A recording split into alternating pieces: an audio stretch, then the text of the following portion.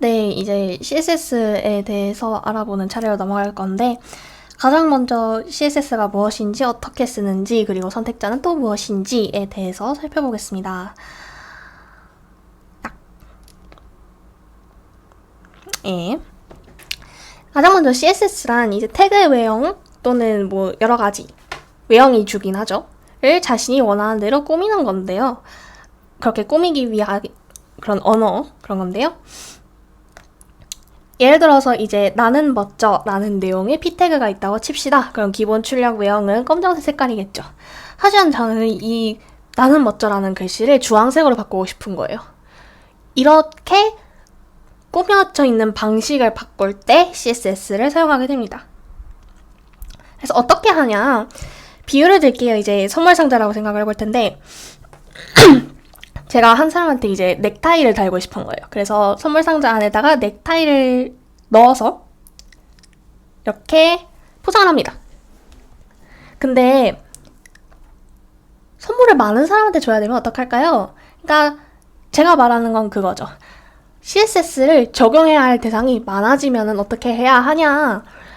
이 선물들이 가야 하는 사람과 그런 것들이 모두 다를 텐데 저희가 구분을 해줘야 되잖아요. 그래서 이 선물 상자들의 이름표를 달아주기로 했습니다. 뭐 아모기한테 보내는 거, 말랑씨한테 보내는 거, 뭐 이런 식으로 누구한테 가는 선물 상자인지 저희가 명확하게 밝혀줘야 된다는 거죠.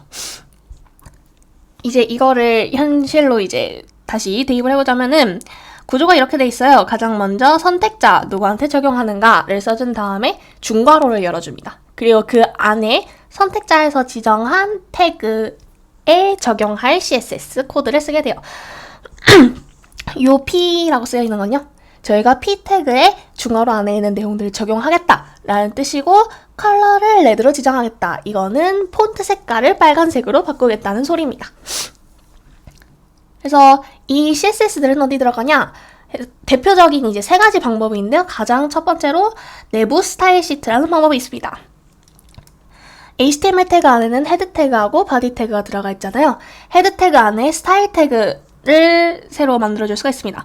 여기 보이시죠? 이 스타일 태그 안에다가 CSS 명령어를 입력할 수도 있는데 이거를 내부 스타일 시트라고 저희가 해요.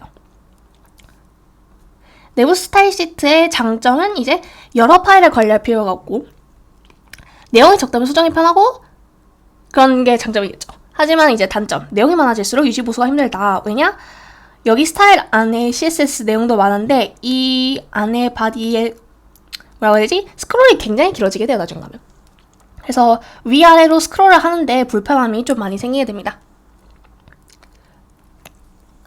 이게 내부 스타일 시트 말고도 방법이 두 가지 더 있는데, 하나는 외부 스타일 시트라고 이제 CSS 확장자의 문서 안에 따로 작성하고 불러오는 방법이 있습니다. 그러니까 이게 본 문서라고 치면요, HTML 문서라고 치면요, 저희가 CSS 파일을 하나 더 만드는 거예요.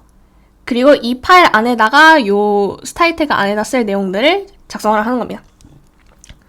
그리고 본 문서로 돌아와서 이번에는 링크 어쩌고저쩌고, 예, 여기 rel 스타일 시트 href 어쩌고 있죠. 이 코드를 삽입을 해서 요 스타일 css 파일을 불러오게 됩니다. 그러면은 정상적으로 적용이 돼요. 이게 스타일 css 파일을 작성한 내용이고요. 이게 본 문서입니다. 그래서 이거의 장점은 유지 보수가 굉장히 편리하다는 게 있죠. 왜냐하면은 이 예시에서는 CSS 파일을 하나밖에 만들지 않았지만 내용이 많아진다면 또 이걸 분류해서 파일 여러 개로 찢을 수가 있고, 그래서 수정할 부분을 찾기가 편하다. 근데 이제 주의해야 할 점은 파일 위치다. 파일이 어디냐에 따라서 불러가야 하는 부분이 다르니까 그 부분에 대해서는 유념을 해줘야 됩니다. 이 링크 어쩌고저쩌고에 대한 설명을 조금만 하고 넘어가자면은, rel은 이제 스타일 시트를 불러온다는 소리예요. 이 CSS를 불러온다는 소리고, href는 이 파일명을 얘기하는 겁니다. 제가 파일을 style.css로 저장을 했기 때문에 style.css를 불러와라 라고 할 수 있는 거고요. 마지막 방법으로 태그 안에 직접 스타일 속성으로 부여가 가능해요. 예, 일반 P 태그인데요. 그 P 태그 처음 시작할 때 앞에 스타일은 컬러 레드 어쩌고저쩌고 이렇게 적어놨잖아요. 이거를 저희가 인라인 스타일이라고 합니다. 그래서 인라인 스타일의 장점은 조그마한 변화에 제일 적합하다. 태그 하나에 그냥 조그맣게 변화를 넣고 싶은데 내가 위에 선택자들을 바꾸는 게 귀찮다. 그럴 때 적합하고, 대신 얘는 코드가 길어질수록 가독성이 매우 떨어진다는 단점이 있어요. 남용하면 안 된다 이 소리죠. 제일 많이 쓰는 거, 실무에서 제일 많이 쓰는 거는 외부 스타일 시트인데요. 외부 스타일 시트라는 거는 이제 두 번째로 소개해드렸던 이 CSS와 본 HTML 파일을 분리하는 방법. 그 이유는 실무를 하다 보면요, 코드가 굉장히 복잡해요. 저요. 진짜 몇천 줄 그 이상으로 늘어나는데, 결국에는 이제 수정을 해야 될 거 아니에요. 그래서 이 수정 방법이 아무래도 제일 간편한 게 외부 스타일 시트 방법이다 보니까 이거를 실무에서 많이 쓴다. 근데 저희는 이제 외부 스타일 시트보다는 내부 스타일 시트를 쓸 거예요. 왜냐하면은 너무 넓었다. 예. 내부 스타일 시트를 쓰면은 이제 한 문서 안으로 끝난다는 그게 있죠. 그래서 저희는 그렇게까지 문서가 길어지진 않을 테니까 보통은 내부 스타일 시트를 활용하게 될 거다. 이 선택자의 종류가 무엇이 있는지 그거를 살짝 알아볼 텐데요. 앞서서 선택자의 종류라는 게 되게 다양해요. 왜냐하면 저희가 어떤 태그를 선택할지 뭐 그런 거가 태그가 많아지고 복잡해질 때 특정 태그를 고르기 편하기 위해서. 그래서 선택자의 종류가 다양한데요. 물론 다 익힐 건 아니고 이제 3가지 종류만 익혀보도록 합시다. 4가지. 네. 첫 번째로 전체 선택자가 있어요. 요 별 표시 있잖아요. 저희가 컴퓨터 기준으로 이제 숫자키 8번 Shift 하면은 별이 나오잖아요. 그 별인데요. 이 선택자는 이제 모든 태그들에 싹 다 적용한다는 소리입니다. 이 HTML 문서 안에 있는 모든 태그들에 적용하는 스타일이에요. 그래서 만약에 이 별 모양을 하고 컬러는 레드를 지정했다면 이제 웹페이지의 글자들이 전부 다 시뻘개지는 기현상을 볼 수 있겠죠. 예, 여기에다가 썼죠? 보시면은 전체 선택자이기 때문에 어떤 태그든 간에 다 색깔이 다 오렌지색으로 바뀐 걸 볼 수가 있어요. 예, 빨간색이라고 글씨로 써놓긴 했는데 오렌지색으로 바꿨어요. 빨간색 눈이 아프더라고요. 그리고 이제 3가지 쓸 거, 얘네들은 꼭 알아가야 합니다. 종류가 3가지가 있는데, P 태그가 있어요. 저희가 P 태그가 있고, ID를 캣이라고 지정했고, 클래스를 애니멀이라고 지정했습니다.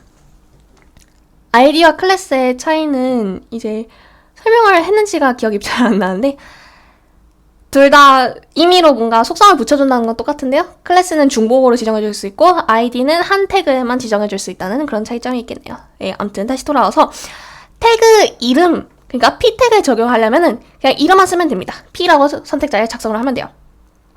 ID는요, 앞에다가 우물 정자 샵을 붙여줘야 됩니다. 그래서 ID라고 따로 구별이 되고요. 그리고 클래스도 마찬가지로 일반적으로 쓰면 안 되고 앞에다가 콤마 점을 붙여줘야지 정상적으로 선택자가 적용이 됩니다. 예, 그래서 이게 실제로 활용한 모습인데, 여기 H1은 일반 이름이 되어 있고, 크로우는 앞에다가 샵을 붙여놨고, 버드 앞에는 점이 찍혀있는 걸 볼 수가 있죠.